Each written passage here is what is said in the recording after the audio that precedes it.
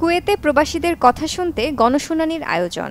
জীবিকার তাগিদে বাংলাদেশ থেকে প্রতি বছর অসংখ্য শ্রমিক পাড়ি জমান কুয়েতে। সেখানে কাজ করতে গেলে প্রায়শ বিভিন্ন সমস্যার সম্মুখীন হতে হয় তাদের।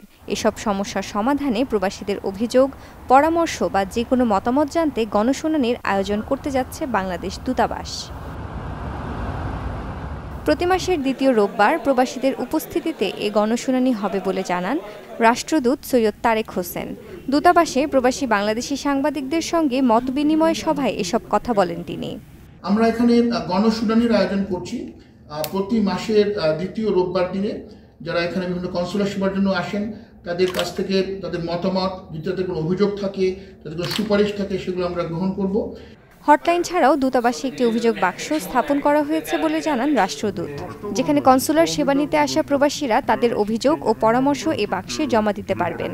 আমরা একটা অভিযোগ বাক্স খুলেছি, যেখানে আমরা আমাদের যে কনসুলার সেবা নেওয়ার জন্য প্রবাসী বাংলাদেশি যারা আসেন তাদের মতামত, তাদের সুপারিশ বা যদি অভিযোগ কোনো থাকে সেগুলো গ্রহণ করছি আমরা, এবং সে অনুযায়ী আমাদের কনসুলার সেবা মান বৃদ্ধি করছি।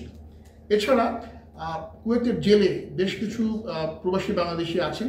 আমাদের দূতাবাসের সংশ্লিষ্ট যে অফিসার এবং কর্মী যারা আছেন তাদেরকে প্রতি মাসে আমরা এখানে পাঠিয়ে তাদের খোঁজখবর নিচ্ছি এবং তাদের স্বার্থ দেখার জন্য প্রয়োজনীয় কার্যক্রম গ্রহণ করছি। এছাড়া সম্প্রতি প্রবাসীদের সেবা দেওয়ার লক্ষ্যে কুয়েতে চালু হয়েছে ২৪ ঘন্টা হটলাইন সেবা, যেখানে প্রবাসীরা সপ্তাহের যে কোনো সময় নির্ধারিত নাম্বারে ফোন করে সেবা নিতে পারবেন।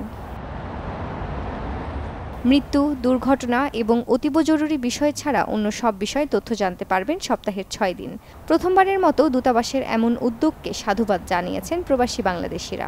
আমরা সকল বাংলাদেশিরা এখন বর্তমানে যে হটলাইন চালু হয়েছে বাংলা দূতাবাসের, আমাদের যে কোনো সুযোগ সুবিধা আমরা যোগাযোগ করতে পারবো। আগে আমাদের এই সুযোগ সুবিধা ছিল না। আমরা আগে যে সময় ব্যয় করে, অর্থ ব্যয় করে দূতাবাসে যাওয়া লাগতো যে কোনো প্রয়োজনে, কিন্তু এখন আর যাওয়া লাগে না, এখন অর্থ ব্যয় করা লাগে না। ২৪ ঘন্টা হটলাইনে আমরা কল দিয়ে যে কোনো সুযোগ সুবিধা সব কিছু আমরা ওখানে জানতেও পারি। কুয়েতে বর্তমানে প্রায় ৩ লাখ বাংলাদেশি বিভিন্ন পেশায় কর্মরত আছেন। সমস্যা সমাধানে বা পরামর্শ নিতে দূতাবাসের এমন উদ্যোগে ভোগান্তি অনেকাংশে কমে যাবে বলে মনে করছেন প্রবাসীরা। Desk report, channel 24।